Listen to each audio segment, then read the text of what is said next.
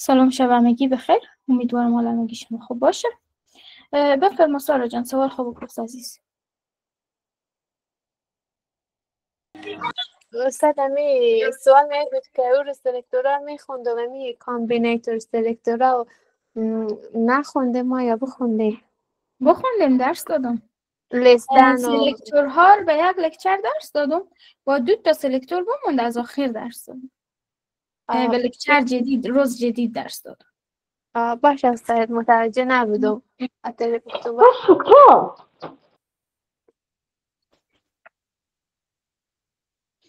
نسرا جان مایک نانه.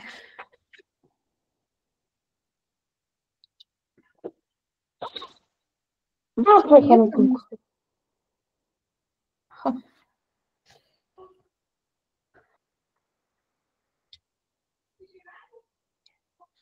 خب دوستا، قسمی که خیلی از دوستان درخواست کرده بودم، مشکل داشتم، بعضی ها امتحانی داشتم، نمیفهمم چی رقم. ببینیم دوستا، صنف ما جزوی از بخشی از زندگی شما، بخشی از مسئولیت شما. خب خیلی از دوستا ما بونه میارم، استاد من امتحان دارم، استاد من کار دارم، استاد من چون چی کارخونگی رو آپدیت کنه. خب من به خاطر از اینکه این کارخونگی خیلی مهم بود، خیلی اساسی بود، چون سومین کارخونگی شمانه و بعد از کارخونگی سوم از طرف اداره بررسی میشیم. هر کس 3 کارخونگی فیکس میس کرده باشه، یعنی 3 صفر گرفته باشه، از صنف پاک میشه. و من نخواستم که خیلی از دوستان ما از صنف ریموو بشن. خب به همین خاطر من کارخونگی تا به فرداش عصرم آپدیت کردم، یعنی 3 روز دیگه من او رو آپدیت کردم دوستان. کسایی که مثلا پی وی مری کردم دوباره سابمیت کنم، هنوز وقت دارم. کسایی که مشکل داشتم گفتم استاد تا جمعه سابمیت میکنیم، اونام سابمیت کنم که باز شنبه بخیر اگه بررسی شده، خدا نکرده نشید که یک چند تایی از دست بره، چون همگی ما به یک امیدی آمدیم. اینجینه من به یک امید آمدم که شما به یک جای برسونم، شما به یک امید آمدیم که شما به یک جای برسید. درسته؟ به خاطر یک مس خوردن و یک سلنگاری کوچیکی که انجام بدیم نشه که کلا صنف شما لغو بشه. صنف شما که لغو نمیشه برای شماها. حتی اگه به صنف یک نفرم بمونه به اون نفر ما درس میدیم. پروسه همه قسمه ولی شما رو اوت میکنه دوستا. 3 کارخونگی به هم 0 بگیریم. درسته دوستا؟ من کارخونگی رو آپدیت کردم به خاطر خود شما. فردا بخیر، تا فردا شب وقت داره. منوزم کسایی که هر مشکل داشتن بنابر دلیلی نتونستم روان بکنم، روان کنه به کلاس روم. و دیگه گپ خاصی نیه، چون نمیفهم. خب خیلی از شاگردان مسیج دادم، تعداد شاگردان واقعا زیاده، 4 صنف، هر صنف 200 نفره. خب وقتی پی وی ما به تلگرام مری میکنیم از پیش من مس میشه دقیقا، چون از هر صنف حتما 20 نفر به پی وی روان میکنم. خب وقتی من 20 نفر از هر صنف باشه، خب حتما پیش من مس میشه یکی. همین خاطر آپدیت کردم، به گروه گفتم کسایی که کارخونگی خب پی وی می روان کردیم روان کنیم به کلاس روم دوباره. دوستا درست شد؟ یلدا جان سوال داشتی عزیز؟ سارا؟ ببخشید من HTML CSS رو به یک صفحه نوشته کردیم. اگه کدام مشکل دارم من دوباره کارخانگی من دوباره سابمیت کنم. درسته، دفعه بعد دقت کن. این دفعه خود تیر شد سابمیت کردی، دفعه بعد دقت کن. باشه استاد، تشکر. خب میرم رو درس. خب با سوالا شما باشه با آخر صنف. هر کس هر سوال داره، لیمه جان، سارا جان، هم میگه شما اول درس خوب بخونیم بعد از سوالا شما. خب درس امروز ما در مورد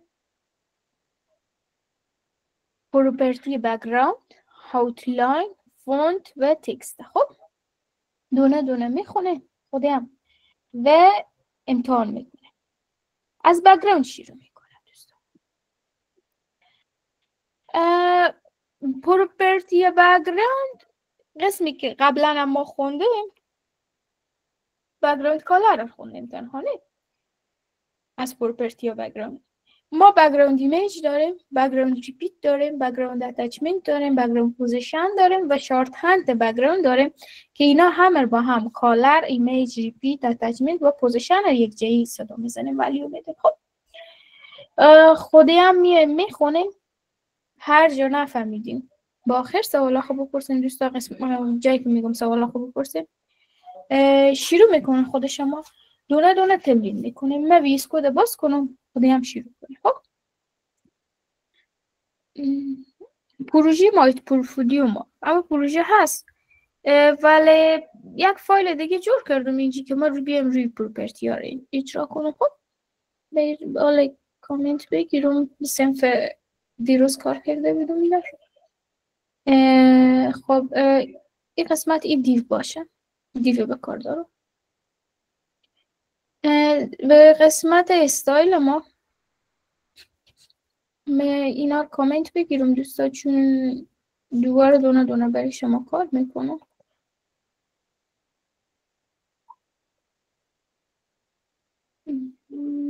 دیگه دیو باشه، مارجینی باشه، بک‌گراند کالری، بک‌گراند ایمیج اینا چون صنف صبح کار کرده بودم وجود دارن. خب مارجین پدینگ بادیر 0 میگیرم. معذرت البته نمیگرفتم لاین بای لاین بگیرم بیتره. خب در علاوه از اینکه قرار کار کنم خب بازم باشم اینجی صنف بگم. خب دوستان خودی هم میم کار میکنم. خب گفتیم بک‌گراند کالر بس رنگار خودی هم میخونه. ببینیم ما در CSS رنگ ها بیشتر از 3 نحوه کار میکنیم. خب کال میکنیم یعنی صدا میزنیم ولی فعلا 3 نحوه که مشهوره 3 نحوه کامانه و بیشتر استفاده میشه همین 3. خب یکی توسط رنگ کالر ما چه کار میکنیم؟ کالر کال میکنیم توسط اسمی رنگ کال میکنیم. مثلا میگیم کالر رد، کالر بلو، کالر گرین. این چی میگم؟ نیمد کالر میگم رنگایی که توسط نیم صداست. روش بعدی قسمی که شب قبلم گفتم اگزادیسیمال. خب اگزادیسیمال چی میگه؟ میگه ولیوم از 0 تا 9 و از A تا F که 16 دیجیت میشه اینا. خب اگزا یعنی 16 به لاتین که هر کدوم یک عدده مثلا 0 1 2 3 4 5 6 7 8 9 باز A B C D E F تا F که 15. خب 16 دیجیت میشه با شامل چی؟ 0.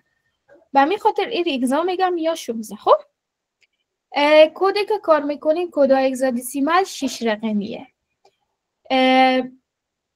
از این مقادیر استفاده میکنه از هگزادسیمال ولیو ها و رنگ ترکیب میده.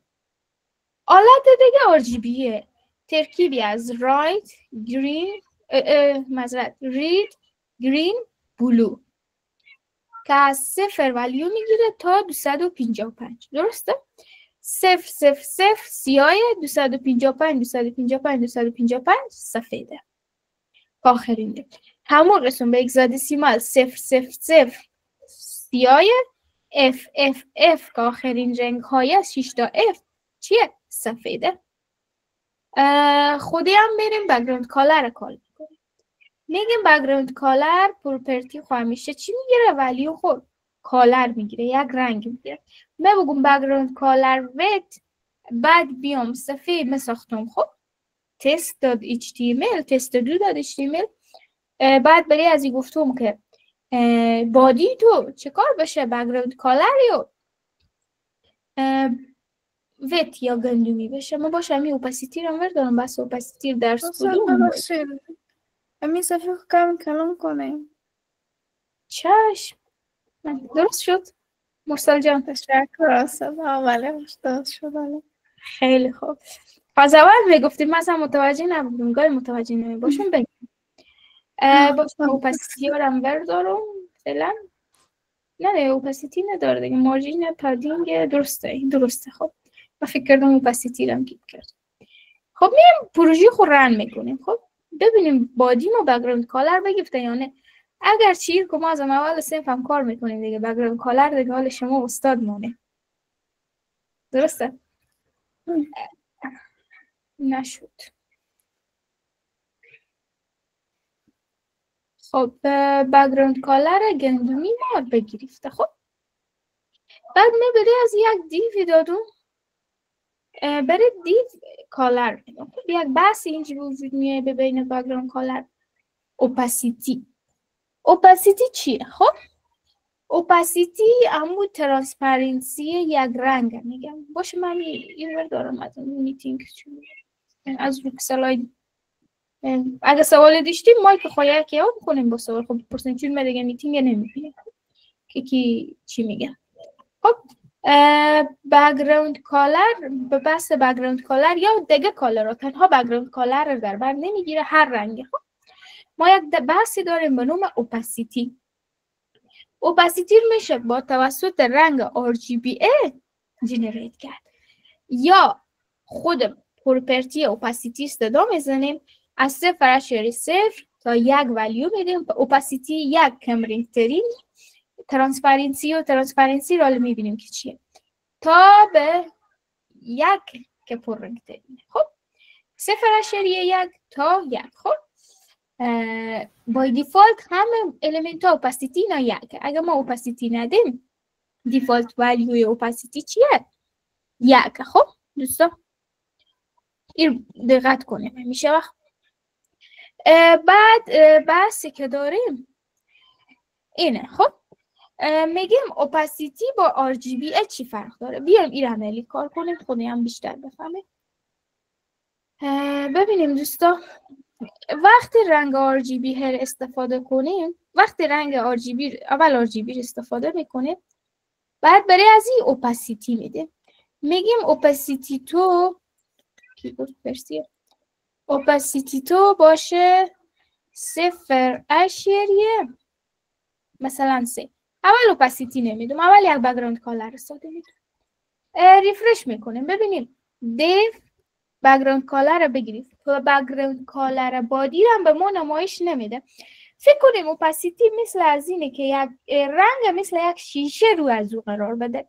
یعنی ما رنگ پشت رو میبینیم، یک رنگ قهوه‌ای صافه رو میبینیم مثل شیشه دودی وری. درسته؟ فضا بیرون رو میبینیم ولی رنگ شیشه دودی رو هم میبینیم. درسته؟ هیر با اوپاسیتی ایجاد میکنه. اوپاسیتی میگیم 0.3.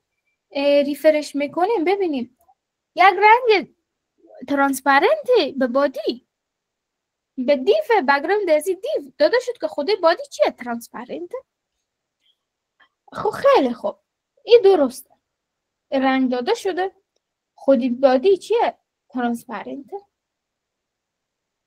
بعد ولی اینجا یک مشکلیه، متنم هم ترانسپرنت شده، رنگ سیاه متنم هم ترانسپرنت شده. خب من این نمیخوام. به این وقت چه کار میکنم؟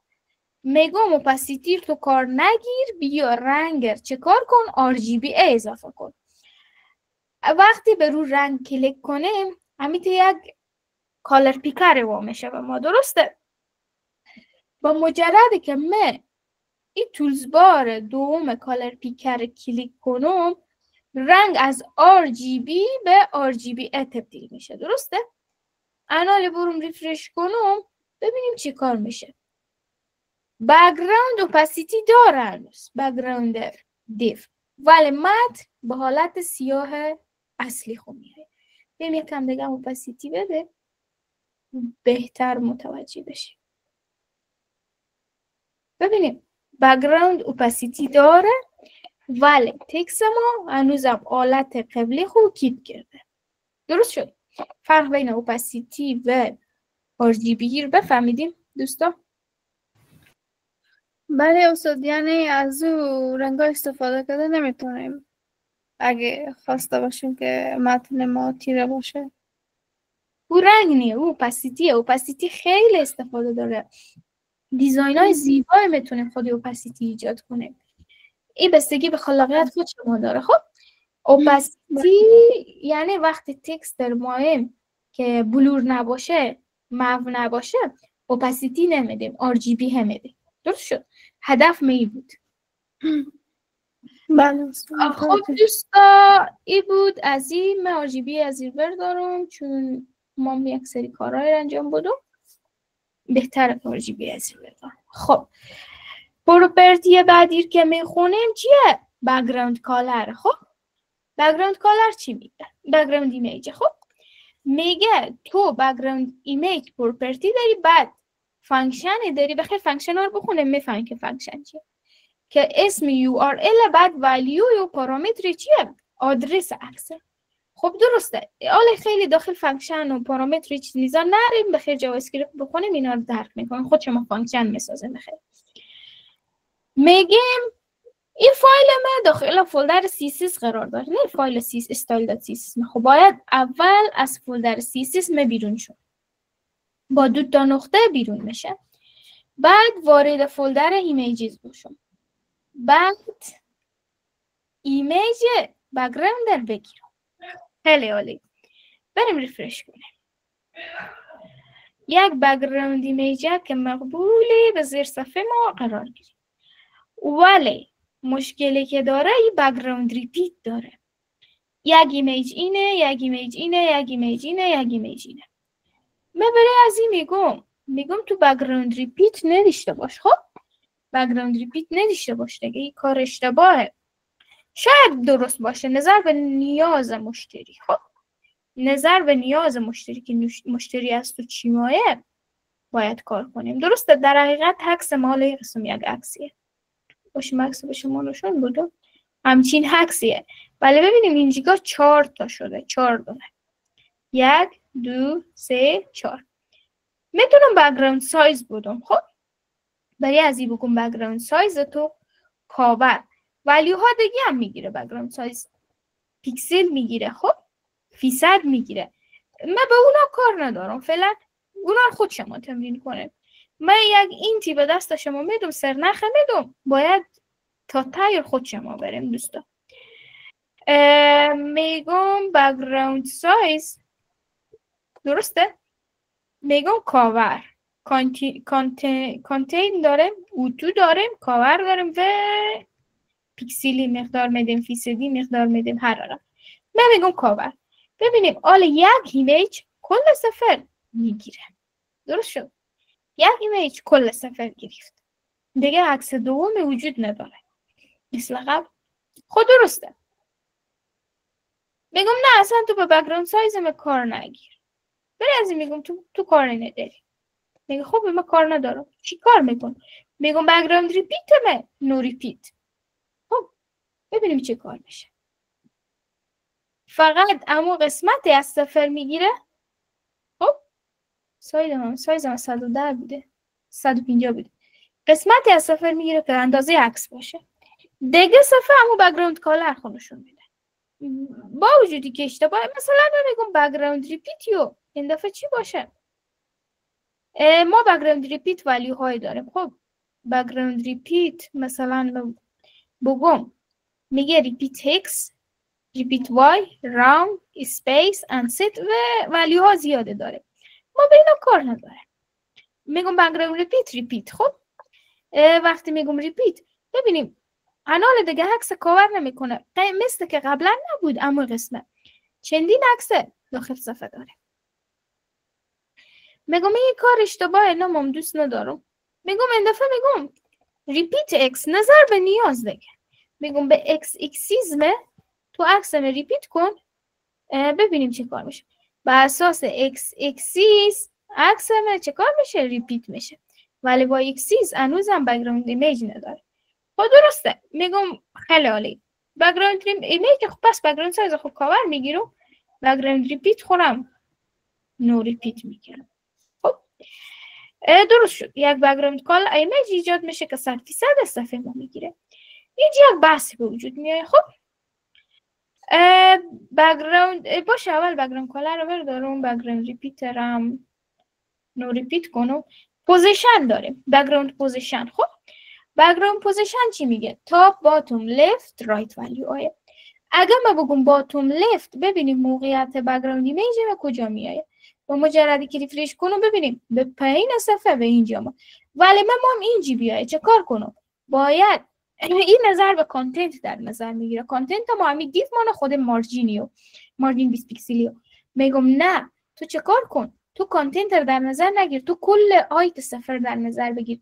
شب قبل بخوندیم گفتیم وقتی کل آیت مایم در نظر بگیریم میگیم 100% ویو پورت. VH یعنی ویو پورت. خب یا همون ورتیکال آیت، ورتیکال آیت از ورتیکال آیت گرفته شده. خب بعد ریفرش کنیم ببینیم باتوم لفت صفر میکنه ولی میگم نه باتوم چی؟ میگم رایت. خب انال برم ریفرش کنم ببینیم باتوم رایت. درسته؟ به صفر ترین نقطه پایین میرسه و رایت طرف صفر میکنه. همین رسوم میشه پوزیشن بک‌گراند ایمیج خورد تعیین کنه. گاه یک سری دیوای داره، مثلا اینجا یک نوشته، بعد یک یوزر میگه یک بک‌گراند ایمیجی ما یک قسمت یک لوگویه دیگه، بک‌گراند ایمیجی نداره، میگه متنیه. شما میگن لوگو رو به این قسمت قرار بدیم و همچین دیزاین استفاده میکنیم دوستا. ما چون ببینیم یک وبسایت باز یک وبسایت سرچ کنیم که بیشتر باشه. نمیفهمم وبسایت خود من کار کرده بدون روی یا نه. باش چک کنم. میبی کار کرده باشه.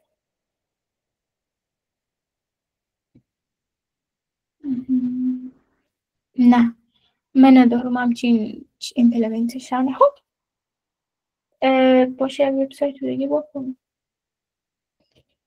پورتفولیو تمپلیت. خب ببینیم در واقعیت ببینیم باشه کیلوت چه دوستان. میبینیم یک پورتفولیو یکی از شاگردای. خب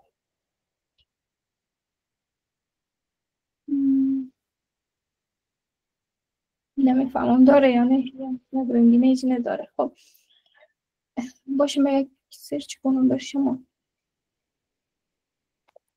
پورتفولیو تمپلیت فری مکتب. شاید داخل این تمپلیت ها بتونم پیدا کنم. این سیکیوریتی ایشو داره، پروسس هم نمیشه.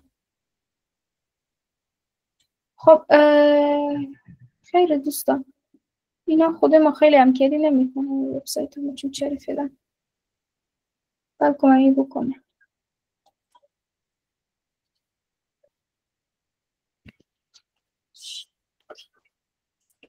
چون یک دیزاین ماست فقط برشون به عنوان نمونه نشون داد.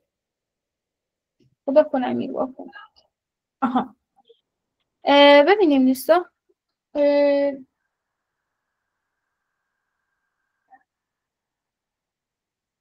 این دیزاین رو میبینیم. این در واقعیت باشه لایف دیمو از این باز کنم. ببینیم این بک‌گراند ایمیجیه ولی وقتی بک‌گراند پوزیشن مثلا گفته لفت صفر رایت صفر این قسمت قرار میده، بعد یک متن به این طرف آماده بک‌گراند کالر سیام بداده. هدف من همچین دیزاینی بود برشم. درسته؟ متوجه شدین دوستا؟ خب دوستا این بود بحث چی؟ بک‌گراند ایمیج و یک بحث دیگه مونده. خب باتوم لفت مال کار ندارم، ریپیتی هم کار ندارم، کاور. خب بک‌گراند اتچمنت داریم. بک‌گراند اتچمنت ولیو میگیره فیکسید مثلا یا اسکرول. وقتی میگیم اسکرول خب اتومات اسکروله، بای دیفالت چیه اسکروله. من باشه یکم کانتنت هد کنم، یکم محتوا هد کنم، مثل از این دیف 10 تا دیگه داشته باشیم یا 5 تا.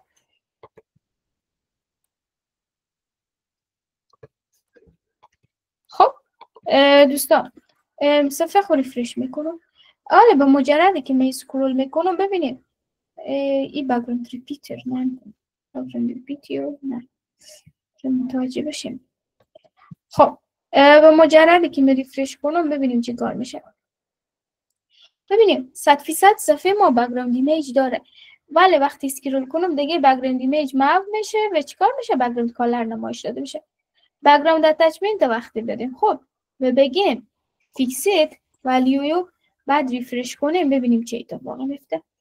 ریفرش میکنم همون یک بگراند ایمیج به هم قرار داره، کانتنت قابل حرکت ولی بگراند ایمیج با حالت اصلی خود قرار داره. متوجه شدیم در مورد بگراند ایمیج هم چیزه؟ بله استاد. خب بحث بعدی ما در مورد استاد ببخشید من یک سوال داشتم درباره همین بک‌گراند ایمیجی که شما دادین. این ایمیج شما قبلا از داخل لپتاپ خو دانلود کرده بودین؟ بله اوکی. چون دیگه چون از نیازی نیست که عکس به شما دانلود کنم. خب قبلا چیزایی که نیاز به پروژه من دانلود میکنم داخل فولدر مربوطه میگذارم. فهمیدم. من فکر کردم که داخل مثلا ایمیج چون بک‌گراند ایمیج هست مثلا هندی تلفن یا چیزی و یک چیزی سمپل داره خودیو. نه سارا جان این قسم خب دوستا این بود بحث بک‌گراند. خب ما میتونیم بک‌گراند مثلا بک‌گراند کالر ایمیج ریپیت یا اتچمنت و دیگه پروپرتی هم داره. من فقط کامان اینا رو آوردم. بریم داخل دبلیو اسکول همه پروپرتی ها بکنیم و دیزاین ها متفاوتی ایجاد کنیم.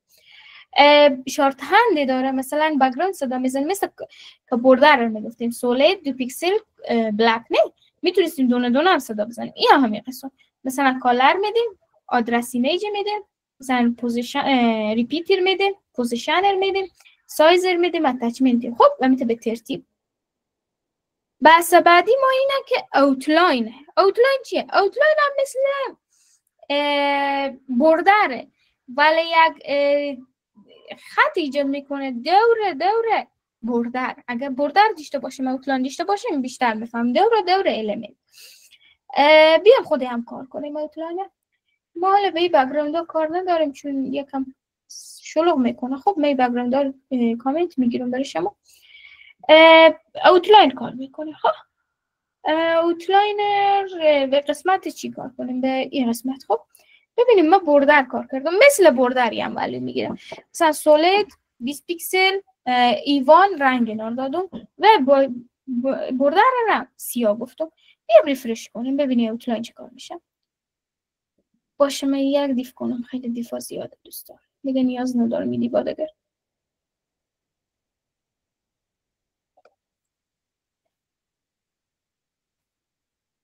ای وای بیسکوت کلن بسته شد.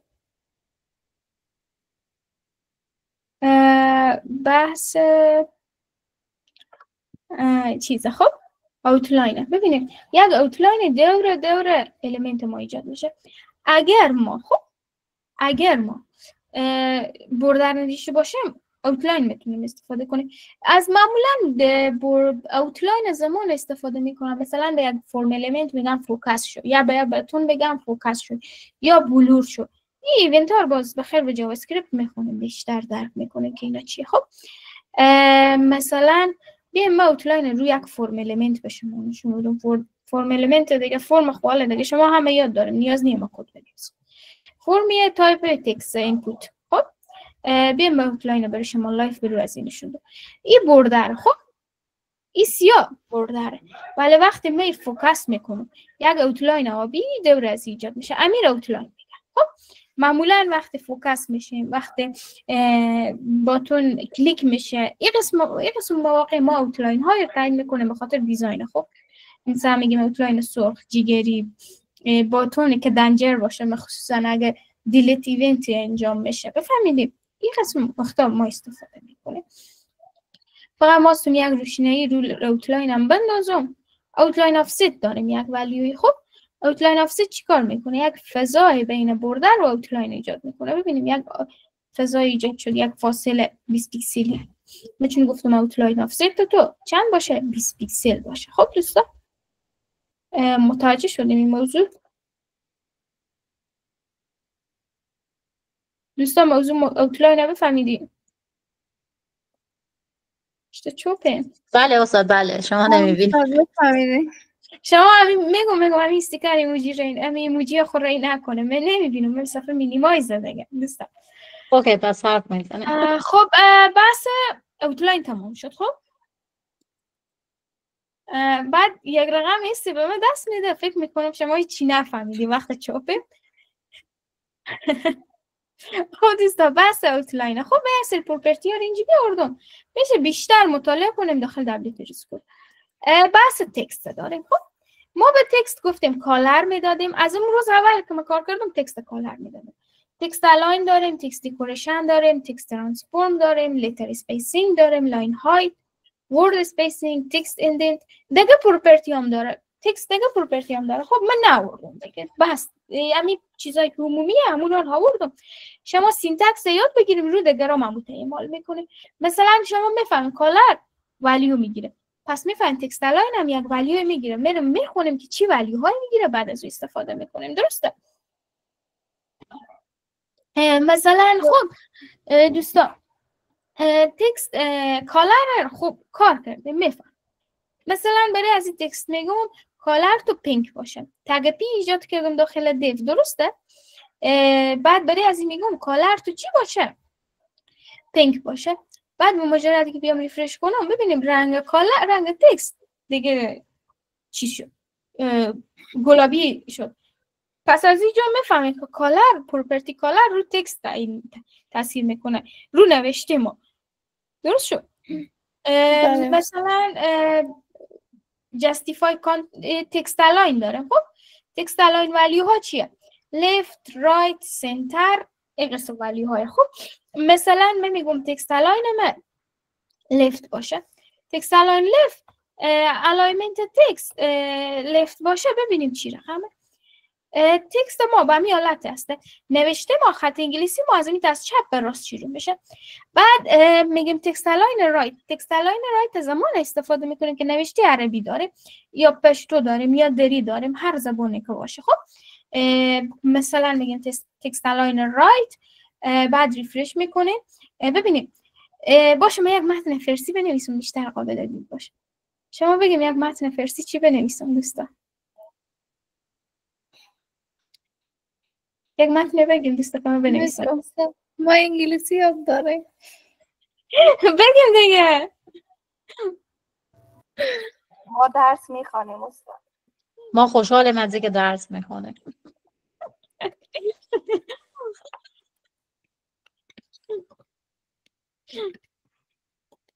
باشه قهرمانانه بنویسم. ما واقعا دختر اخوان قهرمانانه درس میخونم.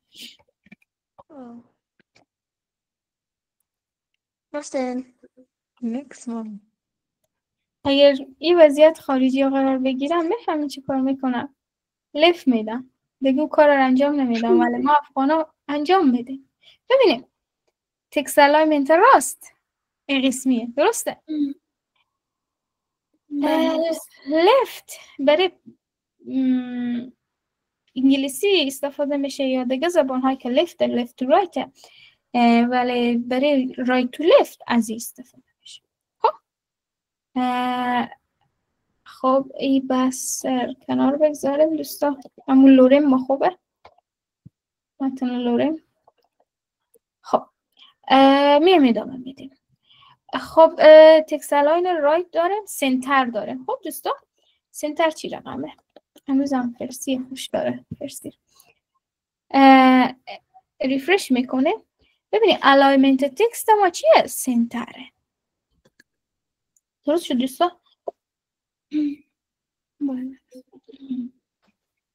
جاستیفای کانتنت چی رقمه؟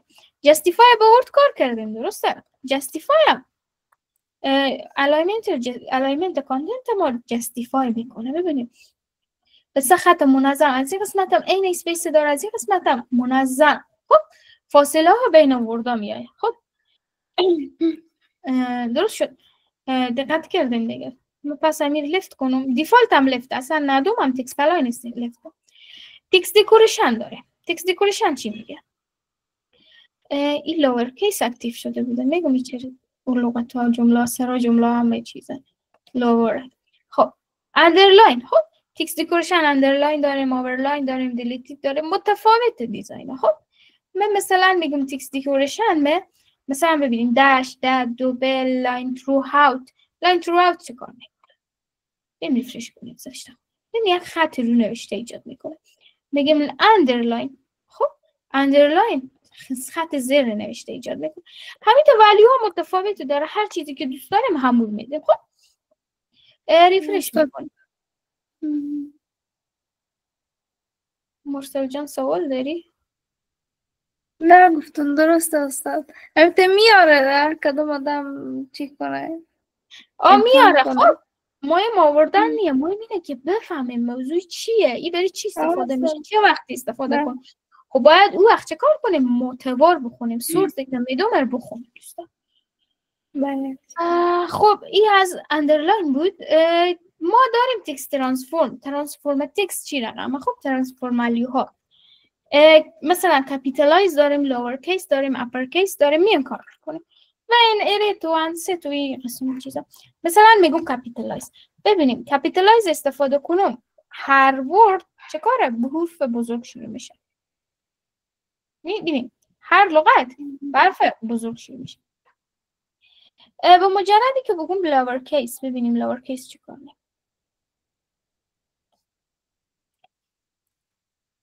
خب لوور کیس میکنیم، بعد ریفرش میکنیم. ببینیم کلا این حرف کوچیک بزرگ دیگه نداره. متوجه شدین دوستا؟ تا این قسمت؟ بله. خب بحث بعدی ما اینه. خب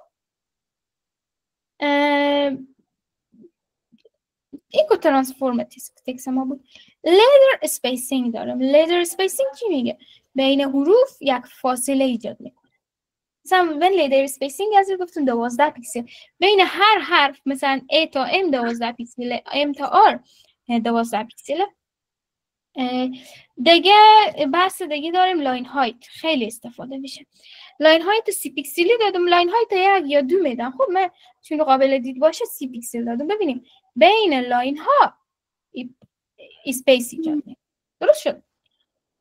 بحث باشه همین اندرلاین ها بردارم میشه گنده. خب ورد اسپیسینگ داره. ورد اسپیسینگ ببینیم فاصله بین لغات رو ایجاد میکنه. لیدر اسپیسینگ فاصله بین حروف، ورد اسپیسینگ فاصله بین لغات. درست شد؟ بحث بحث ها اینه تکست اندن.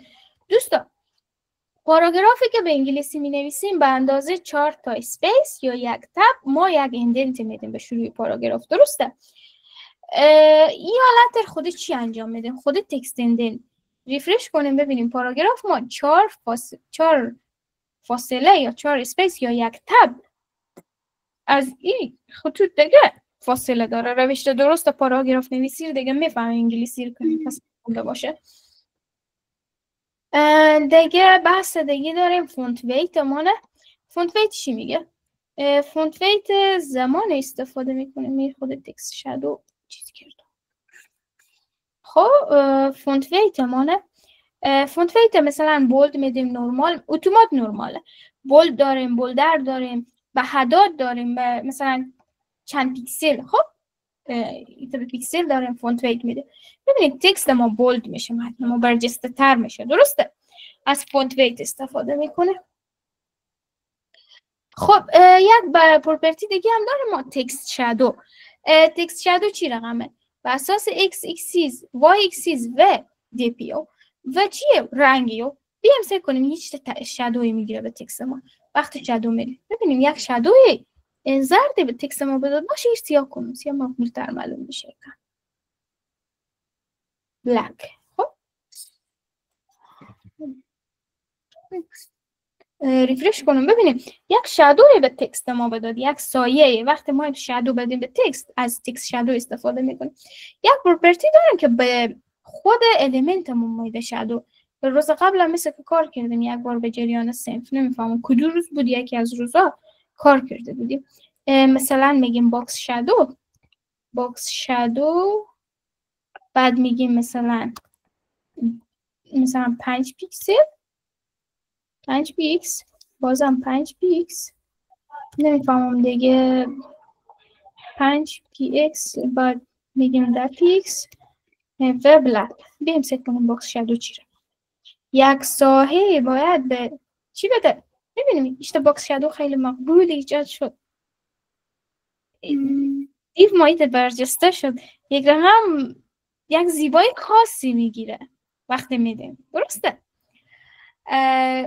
پروپرتی کوشش کنیم بازی با پروپرتی ها رو یاد بگیریم دیگه. خلاقیت خور به خرج بدیم. این چیزیه که باید از ذهن خود شما به درش ایده ها. ما این پروپرتی ها رو یاد میدیم. این که ایجاد میکنیم شماله. خب این بود از باکس شادو. دو دیگه باشه باکس شادو خود کیپ کنیم. خیلی مقبول شد چون قهوه‌ای و سیاه با هم میایه یک رقم. خب دوستان این بحث تکست بود. خب بحث بعدی ما چیه؟ در مورد فونتای یکم سر فونتا گپ زیاد داره. تا این قسمت هر کس سوال داره بپرسه که من رو فونتا گپ های دارم یکم طولانی تر میشه درسم که با تا هر جا شد پیش میریم نشد باش نمانه به روز بعد. مرسل جان سوال داری بپرس. نه استاد جان سوال ندارم. خیلی جذاب بود اگه یلدا بود. همین مایی که خواه کن عزیز. من فکر میکنم از سوال داری. استاد ببخشید در مورد دیزاین های تکست اینا رو هم باید مثلا حفظ کنیم یاد بگیریم از کدام جای یعنی در می لکچر ما هست. فکر کن یلدا اولا که برنامه نویسی نمیشه. خب از بر نمیشه که تو برنامه نویسی رو بر کن. بله گپ دومی که نمیان سر نخار دستشون میده. میگم دیزاین های برای تکست وجود داره. این تونی که میری داخل مثلا دبلیو اسکول MDN سایت ها مشهوره میگم دیگه سایت های هم هست. این خود چت جی پی تی برو بزیکو خود اختلاط کن میری یاد میگیری بعد امپلمنت میکنی رو سیستم کن. هدف اصلی اینه که من بیامدم برای شما یک سرنخ بدادم گفتم بک‌گراندی وجود داره. من آمدم 5 تا بک‌گراند پروپرتی رو گفتم. بک‌گراند پروپرتی ها بیش از 10 تایه. کلیپ، فیلتر، گرادیانت پروپرتی ها زیاده داره. این بستگی به تو داره که میری کار میکنی. خب یلدا جان و بس دیگه ای که حفظ نکن یاد بگیر بفهم که چی رقم استفاده میشه. 10 گاهی که سینتکس یاد تو میره میتونی از براوزر سرچ کنی. فعلا که این هوش مصنوعی آماده که وقتا ما بیچاره ها اینام نبود از براوزر استفاده میکنه سرچ میکنه. میتونی پرسان کنی سینتکس به دست تو میده بگذاری به جای درست شد. برای تکستا من منظورم همین بود اینا رو یاد بگیریم اسمایشان اینا رو باز در کد نویسی بر ما مفید میآید. مثلا چیزی که شما مثلا کارخانگی میتین یکم دیزاین بدیم. منظور من این بود که کلشان یاد بگیریم بهتره. خب ها دیگه چرا بهتر نباشه یاد بگیریم بیشتر هم یاد بگیریم استفاده هم. خب بحث بعدی ما فونت. کسی میفهمه چرا ما فونت استفاده میکنیم؟ چی اهمیت داره؟ چی وقت فونت استفاده میشه؟ فونت فامیلی چیه؟ یک چیزی یک ایده به ذهن خواست فونت داریم یا نه؟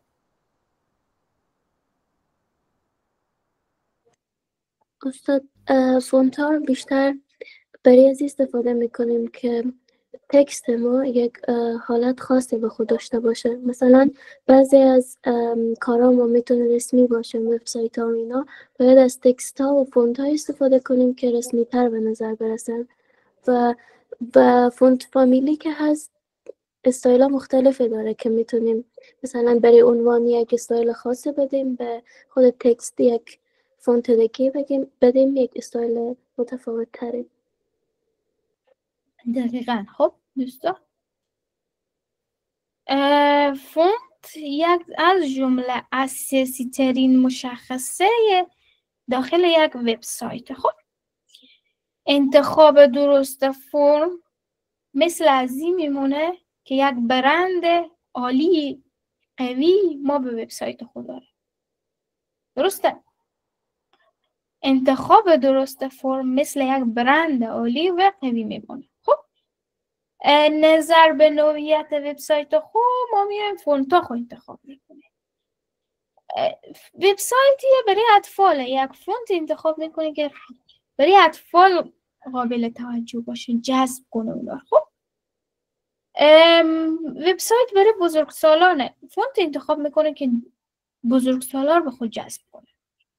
وبسایت رسمی اکادمیکه، فونت انتخاب میکنیم که فرماله. وبسایت مثلا مووی تئاتریه، فونت انتخاب میکنیم که به یک مووی تئاتر بخوره، زیبایی داشته باشه. بفهمیدیم؟ فونت خیلی مهمه از این لحاظ. بعد ما داخل CSS جنریک فونت فامیلی ها داریم. ما فونت نیم داریم، فونت فامیلی داریم که هر فامیل فونت از خود باز فونت نیم آی داره. خب که باز معلوم میخونه.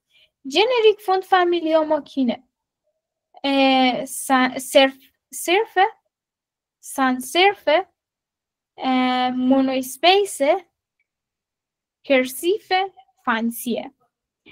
فانسی یک دیزاین پلیفول یا دیکوراتیو اجرا میکنه.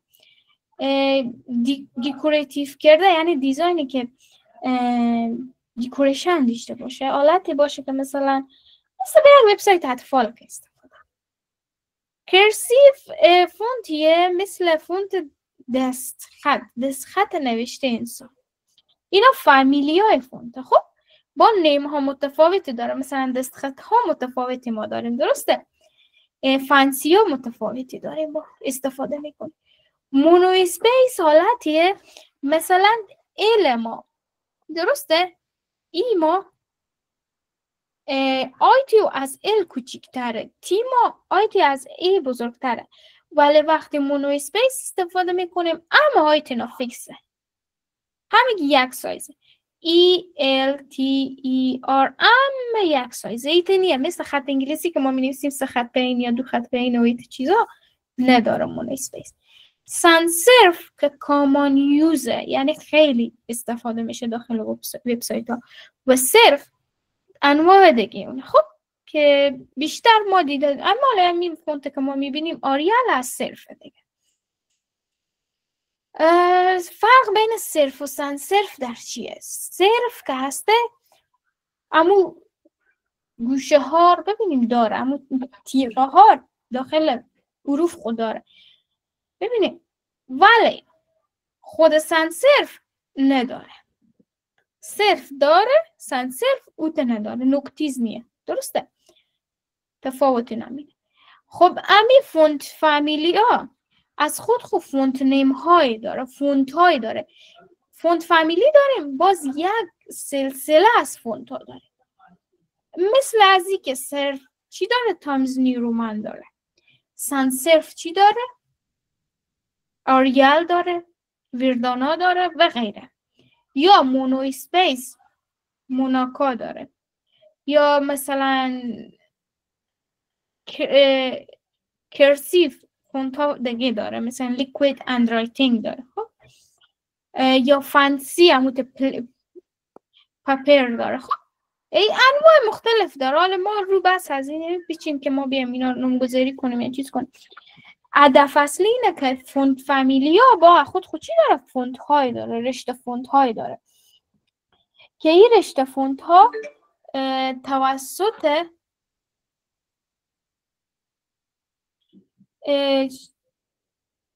نوعیت فونت، وقتی که نوعیت فونت فامیلی صدا میزنه بعد اسم فونت رو صدا میزنه. درست شد؟ متوجه شدیم دوستا؟ بله استاد متوجه شد. درسته؟ سینتکس چی رقمه؟ ما گفتیم فونت فامیلی داریم، بعد چی داریم؟ فونت نیم داریم. چی رقم صدا میزنیم؟ سینتکس ایشتنه. اول فونت نیم صدا میزنیم، بعد چی؟ فونت فامیلی. ببینیم کامل میدیم، مثلا میگیم سان صرف بعد فونت یو چیه؟ وردانا. فکر کنم مثلا صدا میزنیم میگیم مرسل ابراهیمی، درسته؟ تخلص شما ابراهیمیه نه مرسل جان؟ درست گفتم، درست بله استاد. درست زدم. ببینیم فونت هم همین قسمه، امیت فکر کنه. معذرت دیگه شما مثال دادم عزیز. فونت هم همین قسمه. اسم فونت صدا میزنیم، بعد فامیلی صدا میزنیم. داخل همون فامیلی چندین نفر وجود داره نه؟ مثلا احمد، علی، محمد، حامد همه وجود داره. بعد فامیلی همه یکیه، درسته؟ و هر کدوم از خود بیهیویر خاصی داره. احمد بیهیویر خاص خود داره، علی بیهیویر خاص خود داره. فونت فامیلی آمده قسم. خب فونت فامیلی صدا میزنه و فونت نیم صدا میزنه. اگه چندین فونت فامیلی استفاده کنیم با توسط یک کامه جدا میکنیم، دوباره فونت نیم فونت فامیلی. باز رو سینتکسار میخونیم بیشتر، نمای کالگی چی.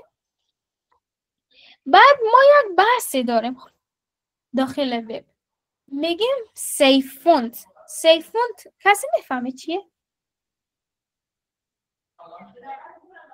بکنم یک بحث پیچیدیه، کسی هم نمیفهم. خب دوستا سیف فونت چی حالته؟ ببینیم ما فونت هایی داریم که داخل سیستم ها سپورت شده هسته بای دیفالت. مثلا داخل ویندوز وبسایت ما باشه، همون فونتی که ما به وبسایت خود دادم او رن میشه. داخل مک رن میشه. شاید داخل اوبونتو رن نشه. این جیگا بحث چی به وجود میاد؟ سیف فونت به وجود میاد. یعنی یک سری فونت ها داخل یک سری سیستم عاملا سپورت میشه، داخل یک سری سیستم عاملا سپورت نمیشه. ما اینجی رای حل هم داریم. چیه؟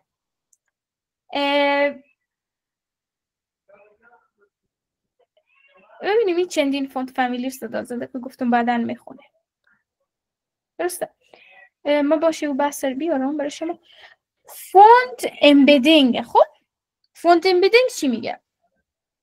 میگه فونتی که نیاز داری دانلود میکنی، داخل سرور خو قرار میدی، بعد اور کال میکنی، یا از براوزر اور لینک میدی. نیاز نداری که دانلود کنی، اور لینک میدی. نوع لینک دادن حال خود شما چک میکنیم چی رقم. خب چالش ها از این سلاید روز بعدی خودی هم کار میکنیم، چون نموم درس شما زیاد چه. فقط میم داخل همین وبسایت ها، سورس هایی که میگه دیشتم لینک ها سایت ها، خودی هم این بحث رو نگاه میکنه. گفتیم کنسل باشه یک دفعه میچکار. اول CSS فونت استاک باز کنیم خودی هم که برای شما بگم که فونت استاک چیه و گوگل فونت. خب چه کار شد یک بار CSS فونت استاک رو من جواب کرد گوگل فونت یک جا. خب بیایم بحث از ایرسته. خب CSS فونت استاک وبسایتیه که برای شما نشون میده کدو فونت به کدو سیستم چند درصد سپورت میشه. 99.84% آریال به ویندوز سپورت میشه، به مک او اس آ به 98.74% سپورت میشه. شاید به مک او اس ورژن قدیمی سپورت نشه یا به مک او اس ورژن جدید. مثل همین که ویندوز 7 داریم، 8 داریم، 9 داریم، 9 خونه داریم، 10 داریم، 11 داریم. مک ورژن ها، مک اپراتینگ سیستم ها مک هم همین ورژن نمیداره. یا مثلا چه کنیم آوانتا گرید به 0% ویندوز سپورت میشه. خب مشتری به من میگه برو تو آوانتا گرید استفاده کن، ولی وقتی یوزر ویندوز داشته باشه، خب سیستم ویندوز داشته باشه رن کنه، آوانتا گرید نمیبینه.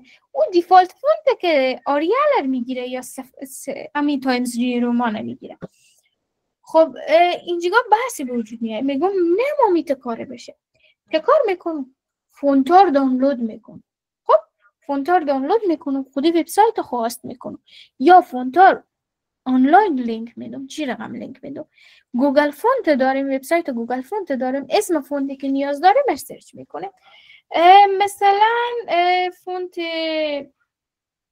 کنیم مالا میته یک فونت مثلا ببینیم، مثلا می فونت دوست دارم داخل وبسایت خودم بدیت کنم. چه کار میکنم؟ میگم گیت فونت درست شد، این فونت گرفته شد به سبد می اضافه شد. اگرچه من قبلا هم 6 تا فونت دیگه هم انتخاب کرده بودم دوستان. مثلا میگم آریال. خب فکر کنم آریال سپورت میشه یا یعنی همی فونت. بعد میام میگم بولد اما سایز فونت رو هم سلکت میکنم، میگم همین 400 درسته، ریگولار 400. اگر نه اینجا باز میتونیم سایزهای رو هم تعیین کنیم. گت فونت رو میزنم. خب خیلی خوب فونت درست شد. مثلا میگم ایران بریم گت کن، میگه درسته، ایران به درسته، گت میشه. خب بعد میگه دانلود میکنی اما فایل فونت یا گت امبدد کد میگیری. میگه ترجیح میدم گت امبدد کدش ما بگیریم چون راحت تره. فقط 3 تا لینک گرفته میشه، کپی میشه، بعد به داخل اید صفحه. خب برای تو میگه embedded code in the aid of your HTML. میری داخل HTML. خب اینا رو چی کار میکنی؟ پیست میکنی که من قبلا به تایم صبح این کار رو انجام داده بودم دوستان. خب پیست میکنی. خیلی خوب لینک ها پیست شد، لینک فونت ها داده شد.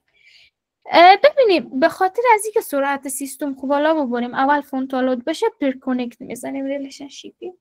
یعنی اول قبل از اینکه به سایت ما لود بشه تو برو کانکشن خوب وقت برقرار کن. و مجردی که اسم وب سایت خود بزنم، مثلا اسم وب سایت ما باشه مثلا شاپیفای یا مثلا فود یا رستوران، و مجردی که رستوران سرچ کنم یه اتومات میره داخل براوزر ما فونت دانلود میکنه. بعد تا صفحه به من لود میشه، جلوتر از صفحه فونت لود میشه. این بحث شما درک نمیکنیم که چی رقم اجرا میشه عملی ها، چون اغزار پیشرفته تر نیم. وقتی پخته تر شیم کار کنیم، عملی کار کنیم، بیشتر درک میکنیم دوستایی بسار. خب اینجا یک لغت دیگه داریم، کراس اورجین. اینا نفهم به خاطر چی استفاده کردن این کراس اورجینه. نه استاد نمیفهم. خیلی من به شما میگم کراس اورجینر به خاطر از این استفاده میکنه. تگ آی فریم یاد شما نه دوستان؟ بله استاد. لوکال باز نمیکرد درسته؟ اگه من امو وقت همی کراس اورجین ست میکردم لوکال باز میکرد. کراس اورجین چه کار میکنه؟ کراس اورجین یک ایدریه که ست میشه که از کراس ایرورا جلوگیری میکنه. کراس ایرورا به خاطر ازی به وجود میاد که سیکیوریتی سیستم ما بالا بره. یعنی به سیستم ما اجازه نمیده که وبسایت هایی که مشکل داشته باشه، یعنی از لحاظ ازی که مثلا ضرر به سیستم ما وارد کنه ولی ریبیلیتی داشته باشه، خب یعنی ضرر داشته باشه جلوگیری میکنه. خب وقتی میگم کراس اورجین یعنی این وبسایت مشکل نداره، تو لود کن، تو کار نداری، میگم ایرور برطرف، کراس ایرور رو برطرف کن. سه کنیم اینجا چی میگه؟ اینم متن کلن بنوشته درباره کراس اورجین چه کار میکنه. کنترل الاو مثلا اورجین HTTP ایدر مثلا چی کلن. ببینیم تشریح در مورد کراس اورجین میده. باشه من کلیک کنم میبینیم یک متن بیاورده در مورد کراس اورجین. بفهمیدیم دیگه دوستا. اگه کلیک کنیم وبسایت کلا داکیومنتیشن رو برای ما باز میکنه در مورد چی؟ اکسس کنترل الاو کردنشیال برای ما میگه. خب بکیند بخونیم بخیر باز پخته تر بشیم اینا رو درک میکنه که چی. بحث کراس اورجین بفهمیدیم دوستا. بله استاد. خیلی هم داخل از این بحث نپیچیم، مهمی نیه. بحث مهمی نیه که بپیچیم که شما خیلی بپیچین داخله. فقط من هدف می بود که امبدد فونت رو بفهمیم، فونتی که مثلا سپورت نمیشه اون امبدد کنیم داخل وبسایت خو از بیرون، و بحث فونت فامیلیار بفهمیم، فونت نیم ها رو بفهمیم که شب بعد به خیر خودی هم یک سری تمرین رو انجام میدیم، یک پروژه کار میکنه. خب خودی هم شب یک شنبه به خیر میشه خودی هم میم یک وبسایت که مقبول دیزاین میکنم با چیزایی که یاد گرفتیم. خب من اینجا چالش ها رو داشتم. خب همون پروژه پورتفولیو که بود، بریم داخل همون پروژه پورتفولیو چالش ها رو ایمپلمنت کنیم. ببینیم از چه فونت استفاده کنیم. برای بادی از این فونت استفاده کنیم، بریم از گوگل فونت دانلود کنیم و مثل که من دانلود کردم. برای H1 از این فونت و برای H2 H3 از این فونت. خب به بحث بعدی ما اینه که چالش ها خب اینا چالش ها فقط من توضیح میدم. باش اندازه گیری ها رو به شما بگم اول. یا بس باشه شب دیگه خسته شدیم، شما دیگه تکست درس دادم، فونت درس دادم، اوتلاین بود، بک‌گراند بود، زیاد میشه. بس اندازه گیری ها باشه شب بخیر، شب آینده بخیر. خب فقط اینجی بفهمین که چالش ها کار کنه این سلاید باشه، بس خودی هم کار میکنه. چالش ها رو پیش خود تمرین کنه. اسکرول چه کار شد. خب چالش ما اینجی داده شده، پروژه پورتفولیو رو هم داریم. بعد چالش ها رو به ما روان کنیم. فلوت و او اندازه گیری ها روز بعدی با خودی هم میخونیم. یکی فلوت من بحث فلوت و او پیکسل ها. درسته؟ سوال داریم بپرسید استاد. به گروه بگذاریم استاد. بله چالش ها به گروه بگذاریم. بعد از کارخانگی خوب کار کنید. کسایی که کارخانگی خوب کار کردن خالی. سوال چیزی داریم بپرسیم. من باشه ریکورد استوب کنم بعد کارگروهی کار میکنم. خودی هم شما رو تقسیم میکنم. چون وقت زیاد مونده، نیم ساعت وقت مونده، تمرین کنیم.